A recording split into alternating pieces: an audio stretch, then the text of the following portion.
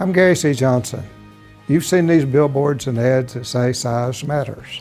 I agree. The size that matters is the size of the results the law firm gets for their clients. We have several multi-million-dollar verdicts here in Kentucky. In fact, our firm owns the record for the single largest personal injury verdict in the state of Kentucky. That's the size that matters to you. In Kentucky, give our firm the call. If you're hurt, injured, don't waste time. Gary Johnson drives for every dime. Welcome to Simply the Law of Life, a program created by attorney Gary C. Johnson. Simply the Law of Life provides free legal advice and encourages happiness and quality of life. Now, here's Simply the Law of Life with Gary C. Johnson and Keith Casebolt. Hello, everyone. Welcome into the radio program, Simply the Law of Life. I'm Keith Casebolt. Welcome back, my dear friend, Gary C. Johnson. Good to see you. Wonderful, wonderful, wonderful. Hey, guys, gals out there that's listening, how are you doing? Huh? No criticizing, condemning, or complaining, no pouting, none of that stuff, right? And none of us have any worries. And no worries. Well, I can't imagine what kind of worries you would have simply because there's not a thing that you can do anything about. So why would you worry? But you know, my friend, we do this program, and I look to all of our friends that's listening. I walk out of the studio after we do it, and I'm like, Gary's right. There's nothing to worry about. There's no problems. We should be happy for what we've got today. And about 45 minutes after you leave, I get caught up in worrying. I get caught up in problems. I get caught up in fear. I get caught up in all the things that you just taught the lesson on, and it only takes about 30 to 45 minutes to fall right back into the same old trap. That is typical. That's life, isn't it? Well, you know, my buddy Fred Oakes called me last night, and he was worried about what's going to happen in the country and what's going on and all of these things. And I said, Fred, what do you think me and you can do about it? He said, well, nothing. I said, well, Fred, let's just not worry about it then. So isn't that the truth? That's the answer. Today, what can we really, just me and you, what can we do? We can't do a thing about what those people are doing in Washington. So the only thing we can do is be nice to the people we come in contact with. That's right. We can smile. We can have a good lunch today. We can look at the sky. We can enjoy it. We can say hello to someone or hold the door for them. Those are the things we can do. And if there's one thing I have concluded, and I don't normally talk ever about politics, right? Right. And looking at Washington, both sides are at fault. In other words, you think it might be time to show the door to everybody and just start over. It's time for them to get together and start working together. This country's got all kinds of problems that need to be addressed, and it's not petty politics. That's just my opinion. There is no more on it. There is a division, isn't there? And there's no reason for it. They're there for one reason only. Every single person that's elected is there for one reason only, and they've lost sight of it. But you taught a lesson one time on this radio program where you said, Keith, if somebody looks at something different than you do, ask them how they come to that point of view. Listen to the facts that they've come up with, and it may make you think a little bit differently. We're not doing that. We're saying if you don't agree with me 100%, then the hell with you. Yes, and it's not what they're there for. But that... No more politics. I'm not going to talk about it anymore, okay? Yeah. Done. I can't change any of it, therefore I'm not even going to waste 1 second talking about it. Because we're going to do those other things, it's going right? To be what it's going to be. I'm going to waste my time figuring out how to be happy. That should be the top. I will waste my time trying to figure out how to be in the now. I won't waste my time, if I waste any, figuring out how to deal with my thoughts and make them productive rather than negative. And isn't that the truth, what you just told Fred? We could have spent all day, all evening, worrying, stressing, talking about it, discussing it, watching the news channels, and what good did it accomplish? It didn't move the needle. It didn't change anyone's opinion. We just lost a day of our life. It's some of the dash. Some of the dash. Yeah. Not worth it. Which we can't afford to lose. Amen. You have hit the nail on the head, my friend. So, my friends, hopefully none of you are worrying about anything that you can't change. We've got enough things that we can change to worry about, right? Our health, our happiness. And one is our own attitude. There's a big one. I mean, you can.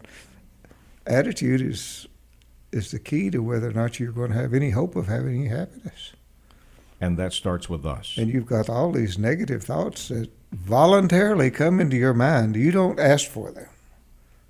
Oh, my goodness. They jump at you like crazy to try to make you feel bad, to put you down, to make you mad at someone else when you don't even know what's going on.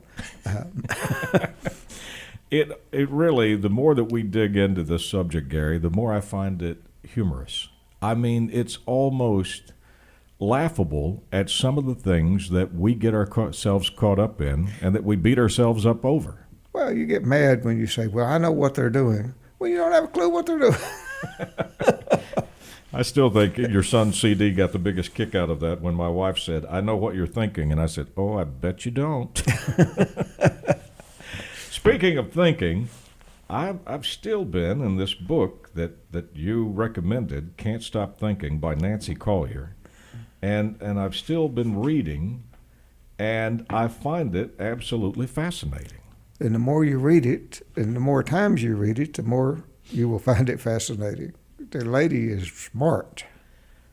She's extremely smart, and she has patience that she has listed in here and told stories about. This is one I'd like to read you. It is from a patient that she worked with by the name of Sarah. Okay.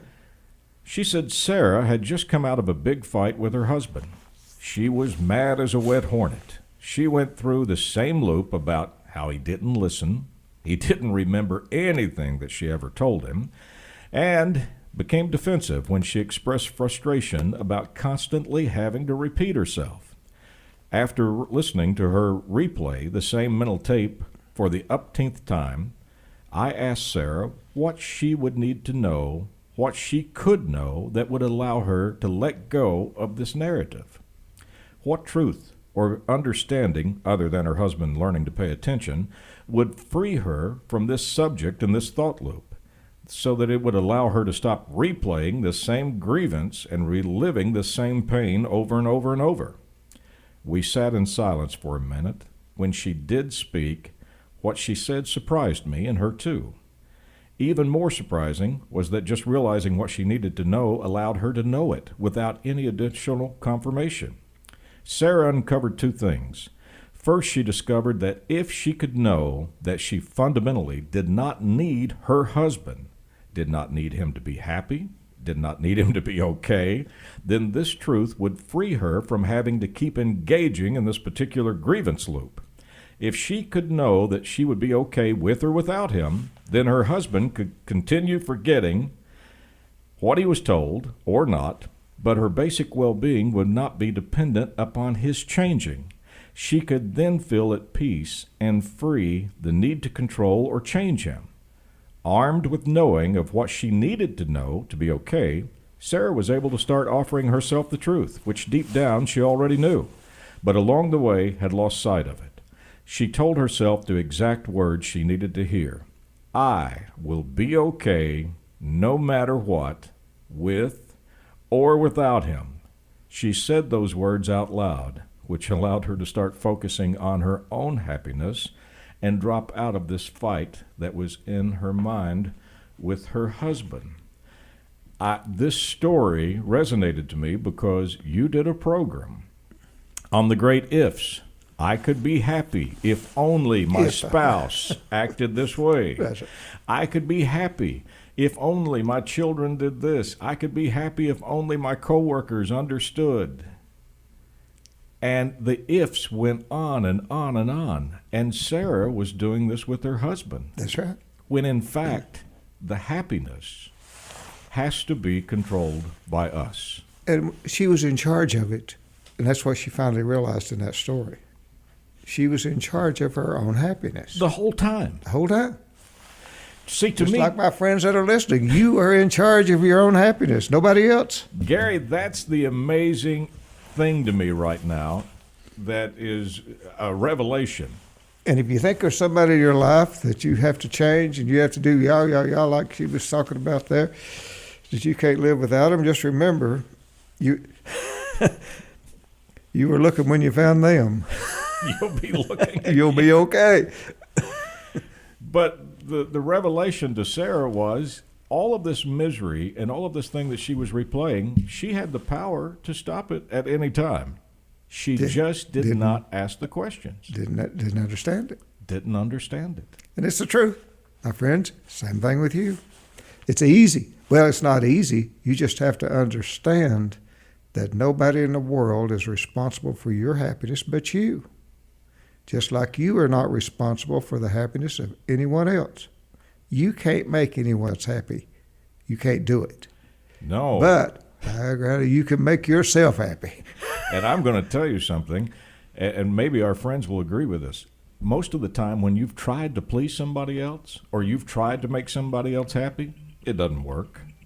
You know, you've tried your best to do it, and they end up not being happy anyway, and Right. you failed, when the whole point of this chapter is what you said. You can't make them happy, but you can make yourself happy. Right. You can be the captain of your own ship. Mm-hmm. More than likely, Gary, people will come along with you if you adapt this type of mentality that you're talking about. Always. It's amazing how it works. I talk to people all the time when they listen to this program or they watch the television program, and I tell them, I want what Gary's got. I want to be able to control the thoughts. I want to be able to be happy. I want to be able to concentrate on things I can change. I want to be productive. And you want to be able to not have anger. Yes, Anger. the old big anger. Any of you guys out there mad at anybody? If you are, ask yourself, is it making you any money? Yeah, Is it getting you ahead? how'd that work for you, being Yeah. angry? How's it working out? Are you making you feel good? You know, when it comes to anger, how many people are in a divorce, in legal problems, maybe even in jail, or they lost a great friend of a lifetime because they let anger enter into something? Anger is an emotion. Emotions are crazy. Yes. How many times am I have to say that on this program?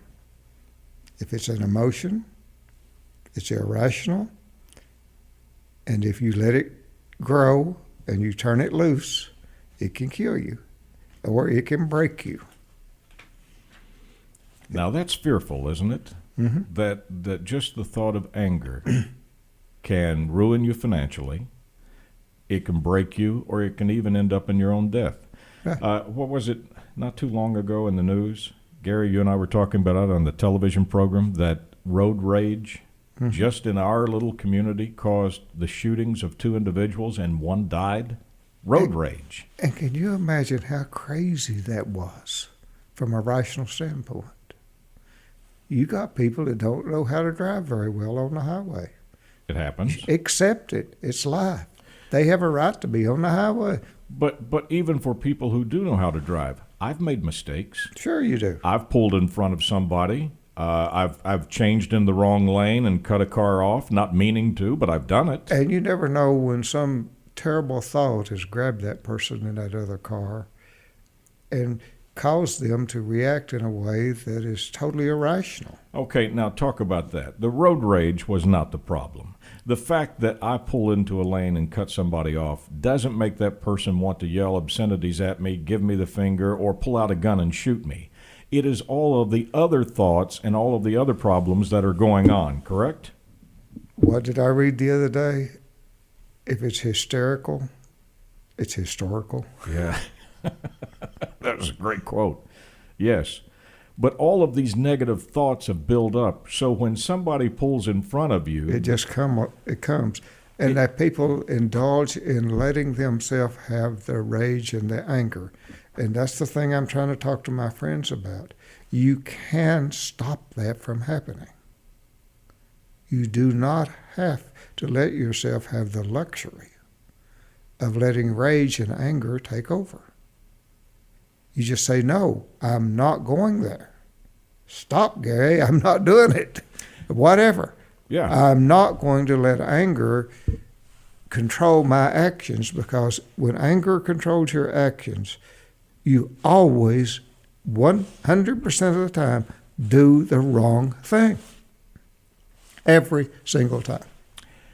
Even if it's to respond to a tweet or to respond to a posting on Facebook, when you let anger get involved, you will mess up bad. And again, anger, and I'll say it probably 100 more times on this program, anger is something that only the rich can afford. A poor man is too expensive. 100%, because it's going to cost you money. Every time. And even some of the rich end up in a bad situation because Now, of if any of anger. you have ever made money because you were angry, please let me know at GaryCJohnson.com. I need to know that. And back to this social media. Now, the one rule that is the best rule I think you've ever come up with, the 24-hour rule. When you type on that tweet or that text, or you put it on the Facebook, and you let that anger go out there, it's there for eternity. It's in writing. The stupidity that you just did is in writing. Prime example, in the NFL, the coach of the Las Vegas Raiders, John Gruden, just signed a 10-year, $100 million contract. They went back and found emails that he had sent because he was mad at the commissioner and mad at the labor union, and he said things out of anger. They fired him. He lost $95 million over an angry email. Expensive. I mean, Gary, if I did something like that, I'd be standing out on the edge of the bridge. And the tragedy is he probably didn't even mean it when he thought about it.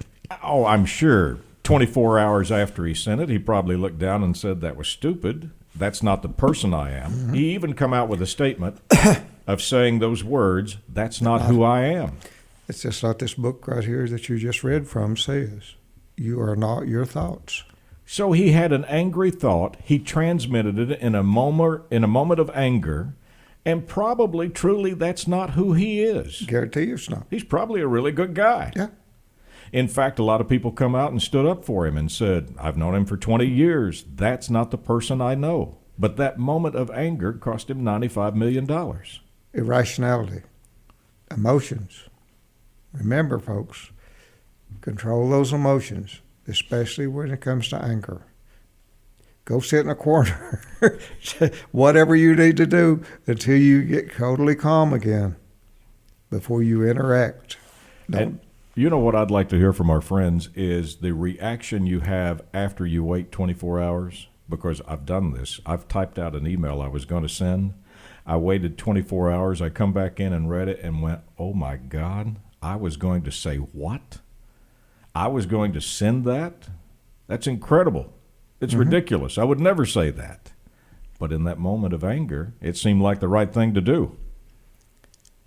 And if you're really going to make a fool out of yourself, do it on the phone. At least it won't be in writing. Okay. In the book, it talks about trying to let go of these repetitive thoughts of anger. Read us a little bit about it. Here's what our author, Nancy Collier, says. Face your fear of simply letting go. When we're caught in a repetitive thought loop, it can feel like we literally have no choice but to continue spinning that subject around and around in the same tornado until the thoughts decide to let us free. Now, that's an unusual take, that the thoughts would let us go. But sometimes it can feel like we ourselves are choosing to stay looped in, spinning in the cyclone. Despite how awful it feels, we can't let go. Sometimes we try to extricate ourselves from a particular line of thinking, the urgency to stay with it, to keep the loop looping. It can feel like a matter of life or death, as if turning away from the thoughts would risk our very survival. Letting go of those thoughts, it seems, would be far worse than staying with the thoughts. In such cases, we can actually use the intensity as an opportunity to become more self-aware. We can ask ourselves, if I were to drop these thoughts, and move on, what am I afraid of? What will be lost? What hope or possibility will be threatened? What part of me will die? Now, Gary, that is a great lesson on letting go of negative thoughts. What's the worst that's going to happen if I give this subject up and let it go? That's right. And they'll conclude, once they think it through, that the worst thing that'll happen is they'll feel much better or be much happier. Be happier. So nothing's going to happen. You're not going to die. You're not going to lose anything. You're just going to be happier and live a better life. Sure. Well, that's the question. Let's see what Kathy says. It's often the case that our repetitive thought loops, particularly the life and death sort, are trying to preserve or support a certain self-image or identity. The belief is this: if we can get the other person to perceive us in the way we want to be perceived, see us as the person we want to be seen as, then, and only then, will we get to experience ourselves as that kind of person. We will get to be that person. We can't stop thinking about how we're going to correct or control the other person's perception of us because our own identity depends upon it. The drive to be perceived and experienced in a certain way gives birth to a much more addictive thinking, and it's that sort of thinking that can feel particularly sticky and impossible to leave behind. If we were to stop obsessing on the preservation and protection of our own identity, we would then risk the other's version of us, their story about us, becoming the one that defines us, the one that's considered to be true. To let go would mean to give up on being as who we want to be seen as, and sometimes give up on getting to experience ourselves as that, because the two have got to be linked. Further, that would perish the would-be opportunity to be seen and known for who we really are, our goodness, and the very best in us. Abandoning such a thinking loop is allowing the good version of ourselves to die. It all sounds a little bit strange, but inside the mind, these kind of life and death battles are going on all the time. For all of us. Now that is a tough situation, isn't it? Well, she's trying to tell you that you can't get the feedback from other people on how they perceive you to be how you end up defining yourself. You are who you are, period. And don't waste your time with the thinking with those loops of how am I going to get these other people to perceive me in the way that I want them to perceive me. They've got to. It's a waste of time. They've got to respect me. They've got to look at me this way. They've got to understand. Right. We use those words, right? Mm-hmm. And in the same, but it's just wasting the dash that you have. You're defining who you are through how you perceive the eyes of other people. And it's not a good choice. You need to define yourself as, who are you? Who are you? So what makes you happy? What makes you feel good? Yeah, that's the issue. You're sitting here today and you're Gary C. Johnson because you are Gary C. Johnson, not because I say it or anybody else perceives you to be a certain way or a person. It's because you are who you are. I try to be who I am. And you enjoy that. Oh, I'm all I got. What do you mean? Why wouldn't I? I like that. This is all I got, man. I'm taking care of it and hanging on to it, and I'm happy with it. That's right. Because there are no other choices when you get right down to it. You are who you are.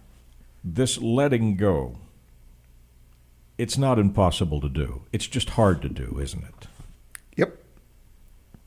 Thinking is hard to do, in the sense of constructive thinking that will get you into self-awareness. It's hard to do. You know, when you first got this book for us to read, Can't Stop Thinking, I thought, Gary, what did you do? The title of the book is Can't Stop Thinking, and now that I'm reading it, I can't stop thinking. But after I've got more into it, I've realized it's okay to think. Positive thoughts are great. Positive things to work on are great. Plans. Plans, future, everything. Think all you want. What this book is about is letting go of all the stuff that does absolutely nothing for you. The negativity, the things that you can't solve, things that's happened in your past that you keep going over and over and over in your mind, and you can't ever change it, but you keep looking for an explanation or a scenario that will change what happened, and it's not going to come. Yeah. Before we started this program, I was asking Gary, I was telling him about a few things in the future that I was kind of worried about, and he just smiled and said, they'll take care of themselves. That's right. And they will. They always do, right? That's right. You can't choose that. It's not our choices to make for other people.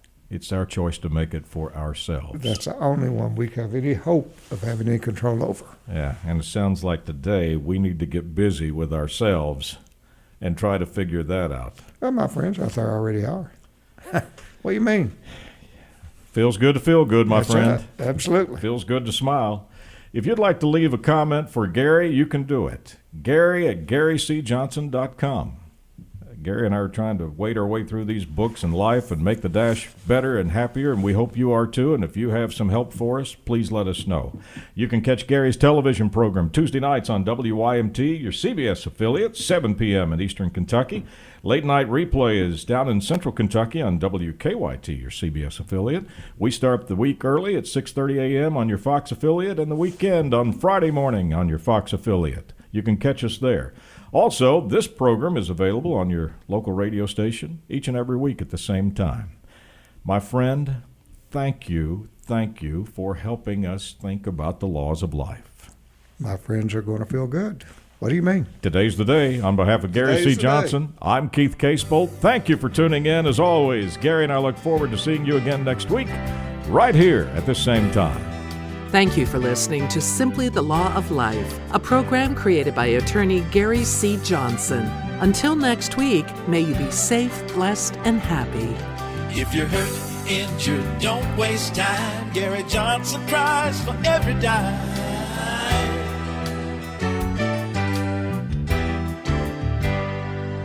I'm Gary C. Johnson. You've seen these billboards and ads that say size matters. I agree. The size that matters is the size of the results the law firm gets for their clients.